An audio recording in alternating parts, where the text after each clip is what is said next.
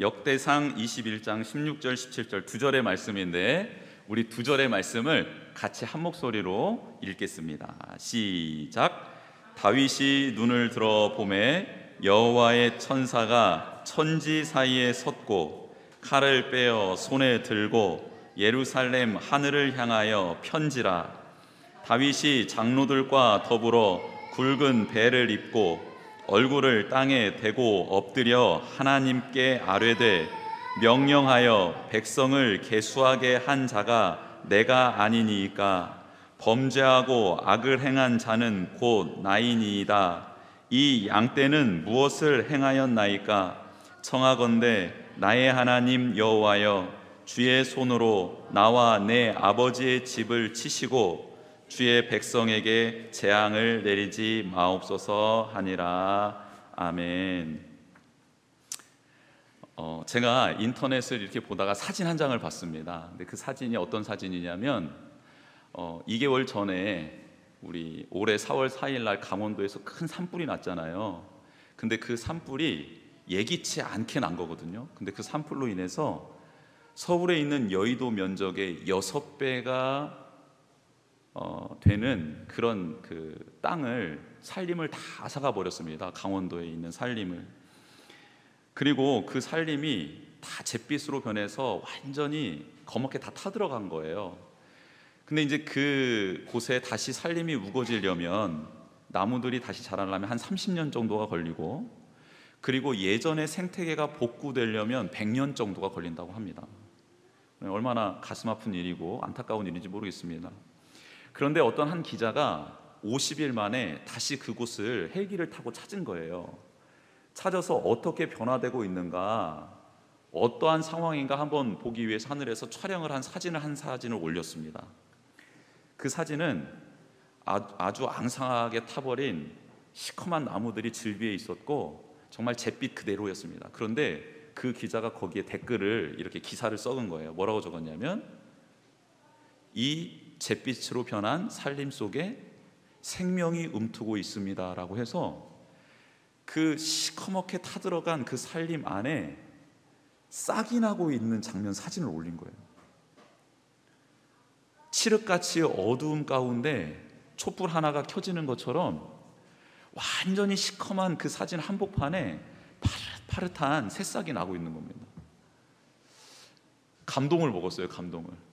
그 씨앗들은 바람을 타고 날아왔고 그 황폐해진 땅 가운데 뿌리를 내리며 다시 싹을 틔우고 있었습니다. 여러분, 원치 않든 혹은 실수였든 과오였든 우리의 영혼 가운데, 우리의 삶 가운데 찾아든 화마가 있을 겁니다. 그런데 여러분, 그게 망한 것이 아닙니다. 하나님의 말씀, 하나님의 사랑이 들어가서 다시 한번 믿음의 뿌리가 내려지고 희망의 싹이 나고 생명의 열매가 맺혀지게 된다면 하나님은 우리와 동행해 주심으로 우리를 회복시키기로 작정해 주신 줄 믿습니다. 그런 은혜 가운데 다시 한번 회복되기를 축복합니다. 슬픈 소식이 외국에서부터 좀 들려왔죠. 헝가리에서 그 유람선의 침몰로 인해서 지금 가족을 잃어버린 사람들이 애도하고 있고, 그리고 이 나라 이민족도 그렇게 지금 순탄한 상황을 맞이하고 있지는 않은 것 같습니다. 이런 상황 가운데 우리의 기도를 들으시는 하나님께서 슬픔 당한 유가족들도 위로해 주셨으면 좋겠고, 이 나라에도 희망과 소망을 다시 한번 주시기를 간절히 기도해 봅니다. 사람들은 힘들고 어려울 때 쓰러지는 것이 아니더라고요. 힘들고 괴로울 때 절망하거나 낭망하게는 되지만 시험에 유혹받거나 미혹되거나 그래서 죄를 짓는 자리에는 가지 않게 되더라고요. 그런데 사람이 어떨 때에 사탄의 미혹을 받고 죄악의 자리에 서게 되는가 봤더니, 사람들이 조금은 살만하고 그리고 평안하고 숨 쉴만 할 때 그런 유혹에 넘어지더라고요. 오늘 성경에 등장하는 다윗은 하나님의 은혜로 말미암아 위험한 순간을 다 모면했습니다. 그리고 한 나라의 왕이 되어서 지금 통치자로 서 있습니다. 놀랍게도 하나님께서는 다윗에게 훌륭한 장수들을 많이 붙여주셔서 그 장수들과 함께 그 주변국들을 다 점령했습니다. 그래서 영토도 확보되었고 정치적으로 경제적으로 안정적인 상황이 되었습니다. 모든 것이 갖추어진 상황, 평안과 안정이 그에게 찾아왔을 때에 다윗은 그만 사탄의 유혹에 빠져듭니다. 오늘 본문은 아니지만 역대상 21장 1절의 말씀을 한번 읽어보도록 하겠습니다. 21장 1절입니다. 시작. 사탄이 일어나 이스라엘을 대적하고 다윗을 충동하여 이스라엘을 계수하게 하니라. 그렇게 평안함이 있었을 때, 그리고 모든 통치가 안정적으로 돌아가고 있을 때에 다윗에게 사탄이 왔습니다. 사탄이 찾아와서 그를 충동합니다. 무엇을 충동하냐면, 다윗, 너는 그동안 너무너무 수고해서 지금 이 자리까지 오게 된 거야 라고 그의 의의를 충동질합니다. 하나님이 도와주시긴 했지만 너가 노력하지 않았으면, 너가 수고하지 않았으면, 네가 그렇게 많은 전쟁을 치르지 않았다면 이러한 영화가 있겠느냐라고 사탄은 그 다윗 안에 있었던 교만과 자만과 자기의를 충동질합니다. 그리고 이제는 너도 누릴만 하다, 너의 힘을 과시할 만하다, 그러니 어서 인구 조사를 한번 해보아라. 그래서 칼을 들 만한 자들이 몇 명이나 있는지, 너가 이 나라를 지키기 위해서는 얼마나 많은 사람들이 더 필요한지, 혹은 너의 국가의 세수가 얼마나 되는지 인구 파악을 해서 너의 절대 권력을 한번 자랑해 보아라 라고 사탄이 충동질을 합니다. 여느 때 같았으면 그 사탄의 충동질을 단칼에 베었을 법한 다윗인데 어찌된 영문인지 오늘 이 사탄의 시험에는 그만 넘어가고 맙니다. 이유를 봤더니 다윗은 하나님의 은혜로 나라를 건국하게 되었을 때의 그 초심, 살얼음판을 걸으면서 하나님을 바라보고 있었던 그 믿음의 초심을 잃어버렸던 것입니다. 광야에서 죽임을 당할까 두려워하며 쫓김당하고 있었을 때에는, 한치 앞이 보이지 않았던 그 상황에서는 매일 아침 저녁을 하나님을 찾았던 그였습니다. 아니, 잠자리도 편치 않아서 설잠을 자다가 가끔씩 깨어났을 때에도 하나님 앞에 무릎을 꿇어서 밤새 하나님께 탄원하며 기도하며 자신의 처지를 아뢰던, 하나님만을 의지했던 다윗이었습니다. 그런데 그는 그 초심을 잃어버렸던 것입니다.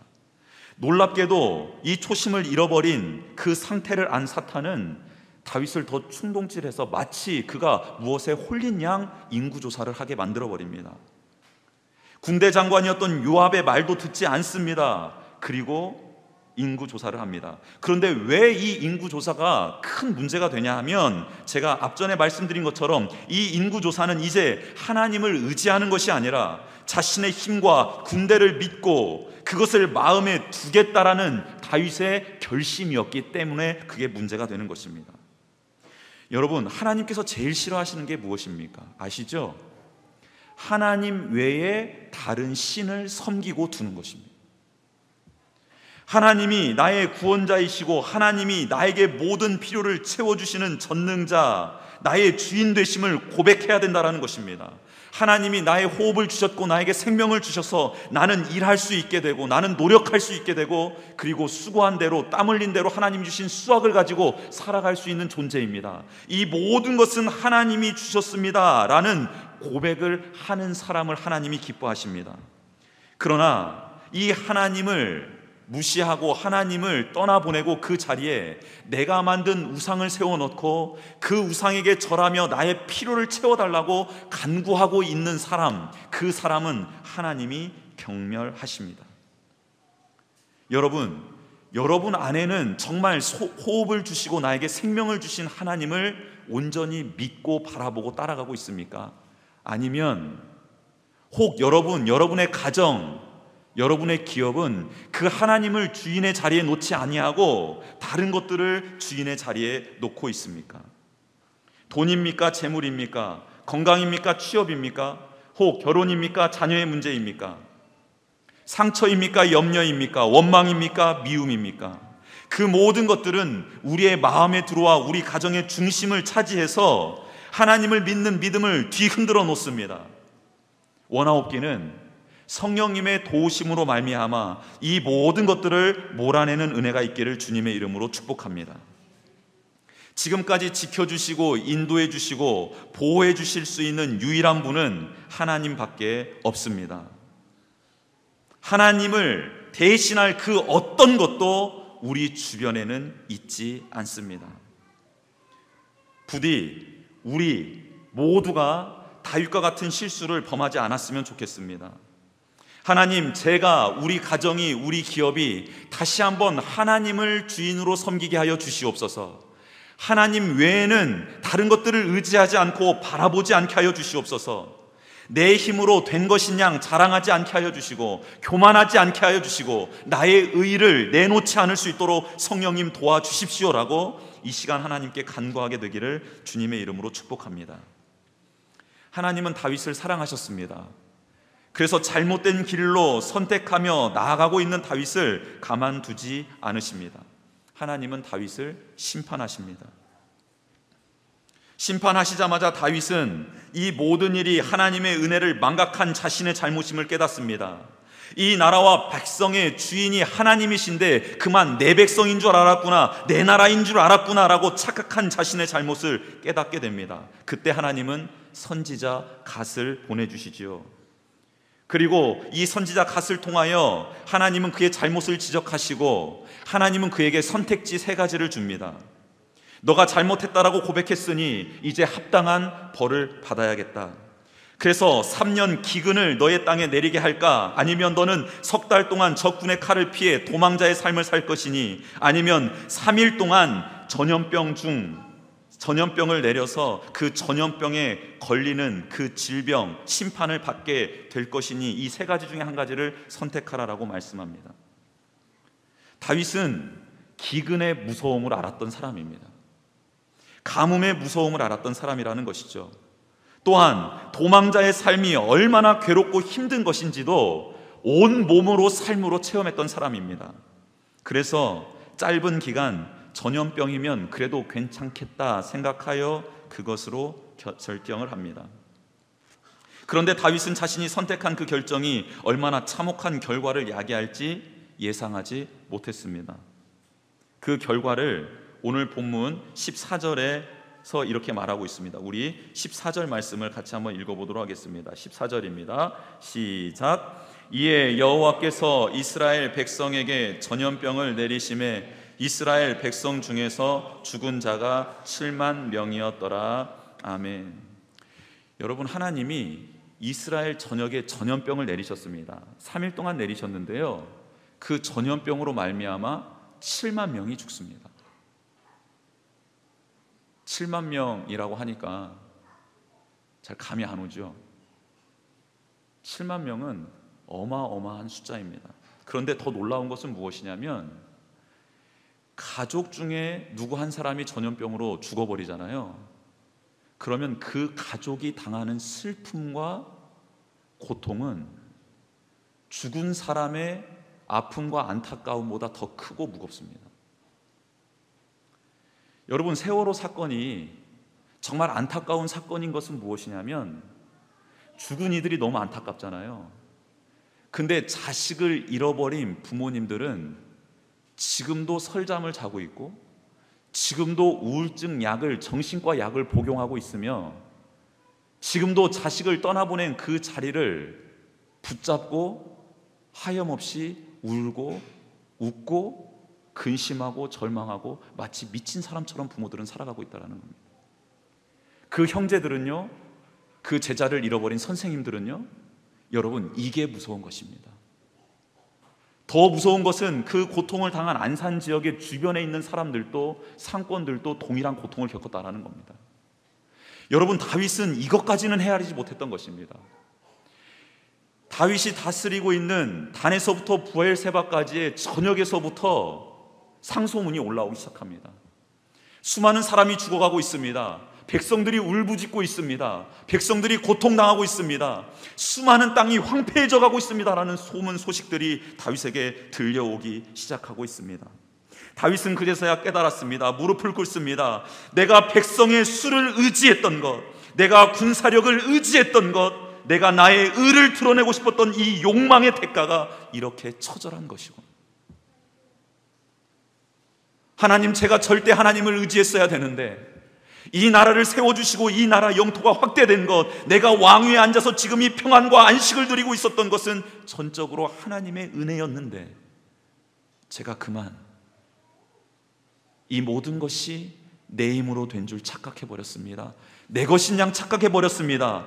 내 백성인 줄 착각해버렸습니다. 하나님 죄송합니다, 죄송합니다 하며 다윗이 눈을 들어 하늘을 쳐다봅니다. 하나님께 은혜를 구하기 위하여 두 손을 들었던 것 같습니다. 하나님의 은혜를 구하기 위하여 기도하기 위해서 하늘을 쳐다봤던 것 같습니다.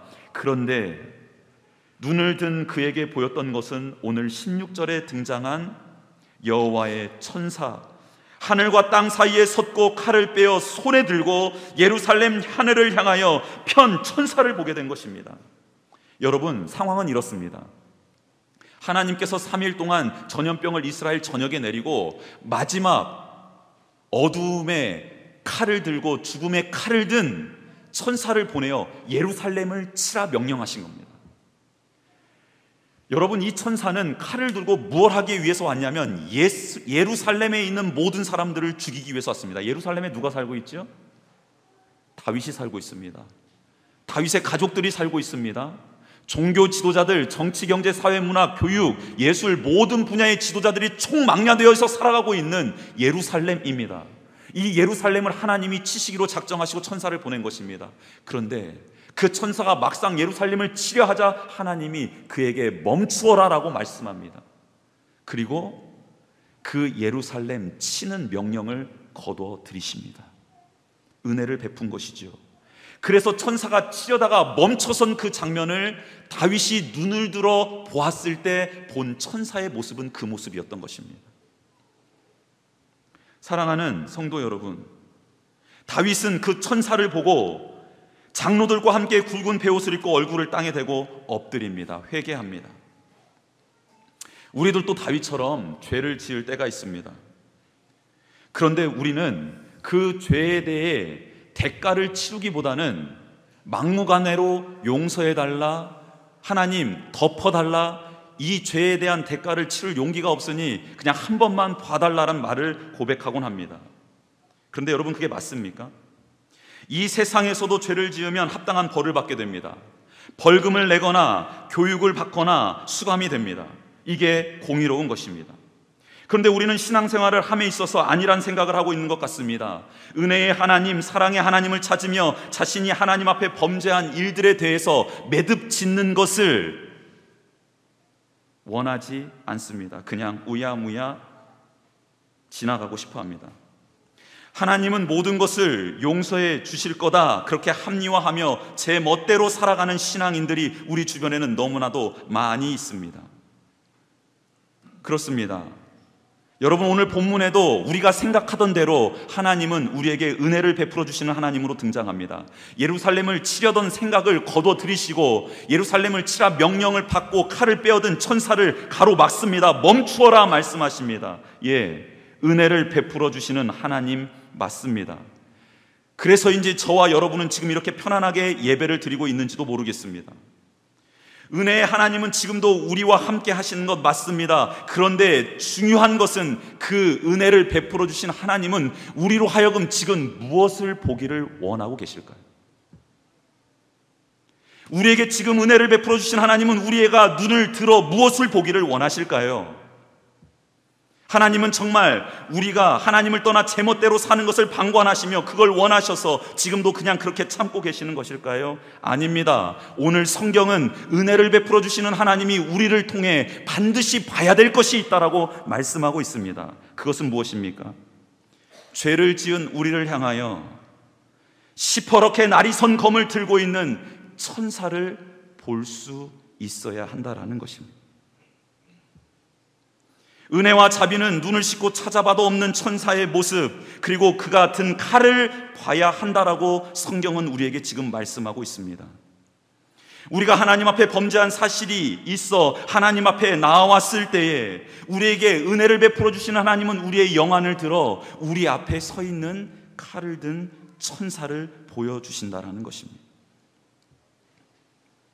혹시 우리 가정이 죄악 가운데 하나님의 은혜가, 하나님의 역사가, 하나님의 사랑이 느껴지지 않고 있다라고 한다면 우리는 회개해야 될 것입니다. 가족과 함께 무릎을 꿇어야 될 것입니다. 그리고 그 모든 가족이 봐야 될 것은 은혜의 하나님 그 앞에 서 있는 우리의 가정을 칼로 겨누고 있는 천사를 봐야 된다는 것입니다. 우리 교회는 어떻습니까? 우리 교회도 마찬가지입니다. 하나님의 뜻이 아닌 인간의 욕망과 담임 목사의 생각과 경험과 아집으로, 혹은 그 누군가의 생각과 경험과 그 아집으로 우리 교회가 나가고 있다면 하나님은 우리에게 은혜를 베풀어 주실 것입니다. 돌이키라고 말입니다. 그리고 우리 모두는 회개의 기도를 드리겠지요. 그때 우리 모든 교인은 우리 교회를 겨누고 있는 하나님의 사자, 천사가 들고 있는 그 칼날을 볼 수 있어야 합니다. 이것이 바로 은혜입니다. 죄악에 빠진 우리를, 우리 가정을, 우리 교회를 살려주시려는 하나님의 은혜, 그 은혜가 바로 천사, 그 칼을 멈추시게 한 하나님의 은혜, 그 은혜였습니다. 그 천사를 본 다윗은 바로 엎드려 회개하게 됩니다. 그리고 용서해 달라고, 불쌍히 여겨 달라고, 한 번만 봐달라고 기도하지 않고 이 모든 죄악의 출발은 저입니다. 하나님, 제가 내 백성인 줄 알고 있었습니다. 그러나 이 백성은 하나님의 백성입니다. 그리고 이 죄 없는 양떼, 이 당신의 백성들을 살려주시고 대신 범죄한 저와 저의 가문을 멸하여 주시옵소서라고 기도합니다. 여러분, 우리가 회개할 때에 우리도 용서해달라고 잘못을 고백할 때가 있습니다. 그리고 나로 인하여 피해본 동료들과 우리 가족들은 좀 살려달라고 간구할 수도 있습니다. 하지만 다윗처럼 우리가 하나님의 무서운 심판을 받고 또 칼을 든 천사를 본 상황에서 나를 벌해달라, 혹은 내 가문을 벌해달라고 기도할 수 있는 사람은 아마 우리 가운데 아무도 없을 것 같습니다. 나 혼자 받겠다는 것도 어려운 것인데 나의 가족에게 이 죄악을, 심판을 돌려달라고 말하는 다윗은 진정성, 정말 진심으로 하나님께 기도하고 있는 것 같습니다.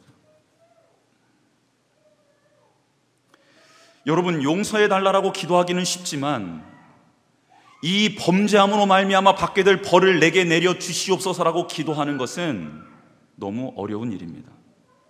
그런데 다윗은 어떻게 그 기도를 드릴 수 있었을까요? 바로 하나님의 백성을 양떼에 비유한 이 점에서 우리는 찾을 수 있습니다. 다윗은 깨달았던 것입니다.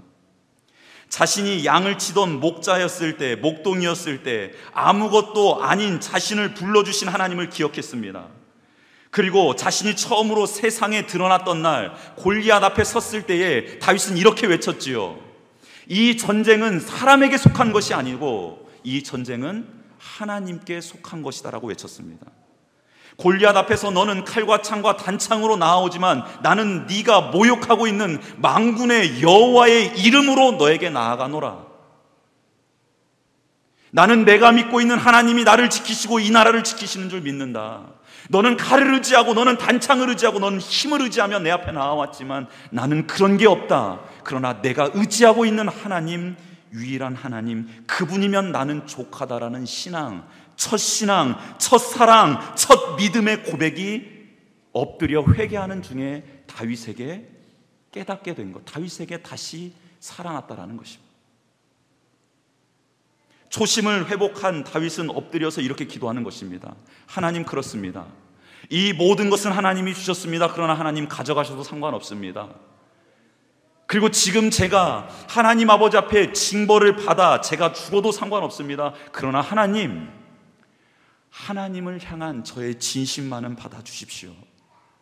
제가 이 시간 회개하오니 저의 이 회개, 이 진정성, 이 진심을 담은 하나님을 향한 초심의 고백은 받아주시기를 원합니다라고 꿇어 엎드렸다라는 것입니다.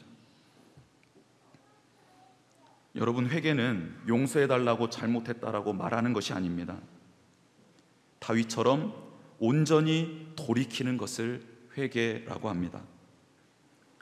초심을 회복하고 하나님께 온전히 돌아가 안기는 것, 이 은혜, 이 선물을 주시기 위하여 오늘 하나님은 우리로 하여금 예배의 자리로 초대해 주신 것입니다. 그렇습니다. 오늘 본문에서 다윗은 이렇게 회개를 합니다. 회개했더니 하나님께서 선지자 갓을 통하여서 이렇게 명령하십니다. 천사가 서 있는 자리에 가서 제단을 쌓아라. 천사가 지금 서 있는 곳에 가서 예배를 드려라라고 하나님이 다윗을 용서해 주시겠다 약속하시며 예배의 자리로 초대해 주십니다. 왕이 오르난이라는 사람이 살고 있는 그 집에 가자 오르난이 뛰쳐나와 왕 앞에 꿇어 엎드리죠. 그리고 오르난은 이렇게 말합니다. 왕이여, 왕이 온 이유를 알겠습니다.